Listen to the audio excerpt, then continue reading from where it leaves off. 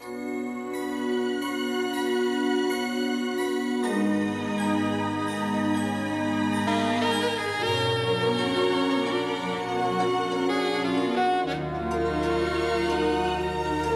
Messieurs, nous poursuivons l'audition des candidats à l'acquisition de 50% du capital de TF1. Et je rappelle que, bien que retransmise en direct par TF1, cette audition n'est pas un spectacle, n'est pas un match non plus, c'est une partie intégrante de l'instruction des dossiers de candidature.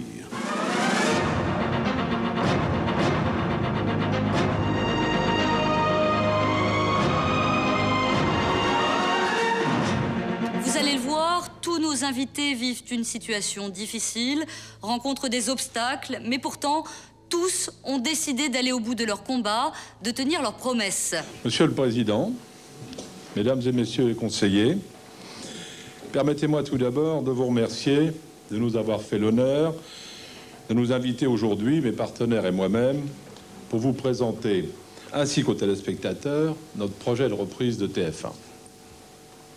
C'est vrai, je suis le numéro 1 mondial dans mon métier. Je suis candidat parce que j'ai un grand projet pour la Une et que j'ai trouvé des partenaires, tous des créateurs, de véritables entrepreneurs, partageant à la fois mon enthousiasme et ma foi. Sans tabou, sans complexe, ils nous parlent de leurs choix, de leur vécu et nous font partager leurs doutes et leurs espoirs. Patrick Lelay, que j'ai choisi comme responsable pour ce projet, va vous révéler tous les engagements que nous prenons ici devant vous et devant les téléspectateurs pour vous convaincre.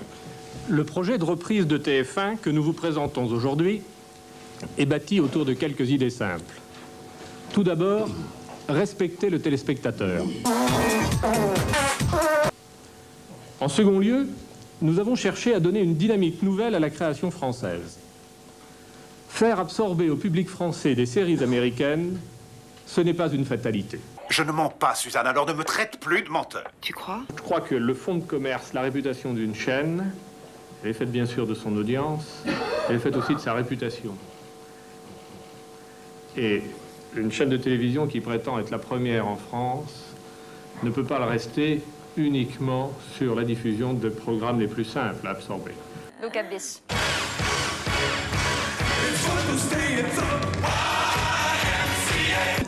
La culture française est menacée, c'est vrai.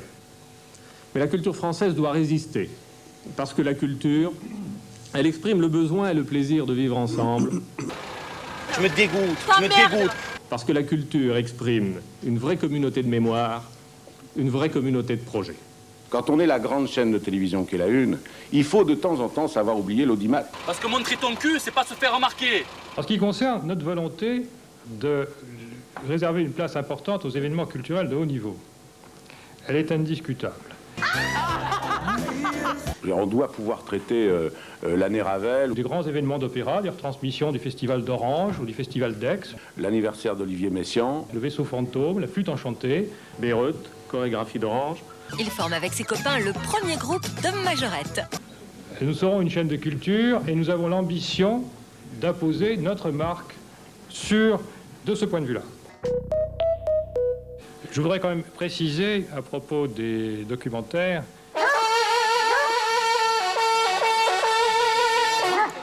nous nous sentissons investis d'une mission nationale. Et je suis persuadé que quand on aura signalé à un animateur et à un journaliste que ça fait la 3e fois qu'il a employé le mot affreux de nominé, il ne l'emploiera pas une 4e fois. S'il est nominé, il fera partie des nominés. Et surtout pour nos 3 nominés. De la part des 3 nominés cette fois-ci. C'est la 2e nominée. Ceux qui ne sont pas nominés, nos 3 nominés, c'est le dernier nominé. Et nous avons des nominés de qualité, je le répète. Voilà, exactement. Alors voilà quel sera le rôle du Conseil de la langue française et de ses assistants. Il y a plein de choses que j'ai pas compris. Les femmes, nous les connaissons bien et depuis longtemps. Nous avons suivi leur évolution, leurs préoccupations et nous savons ce qui les passionne. Un escabeau idéal pour madame lors des grands nettoyages de la maison. On pourra peut-être imaginer des émissions encore plus spécifiques pour elles. Et notamment dans le domaine culturel, parce que ce sont les femmes qui, avec leurs enfants ouvre la cellule familiale à la culture. Le corset fait partie de ma vie et je me sens très féminine comme ça. Alors aujourd'hui, si j'ai rejoint Francis Bouygues, c'est pour lui rappeler de temps en temps. Je voudrais dire un mot pour conclure en ce qui nous concerne, Monsieur le Président. Nous aimons TF1. C'est fait maintenant, car c'est une télévision qui gagne. Avec nous, c'est promis, TF1 sera demain une télévision plus créative, une télévision encore plus dynamique, une télévision qui gagnera en France et dans le monde. Alors, nous vous demandons, Monsieur le Président, Mesdames, Messieurs les conseillers, de nous faire confiance.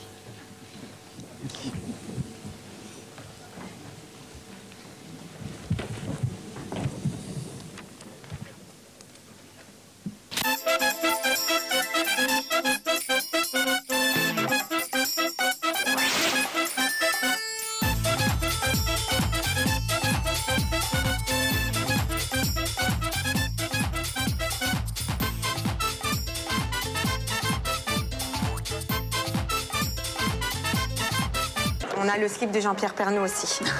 Regarde, la tête,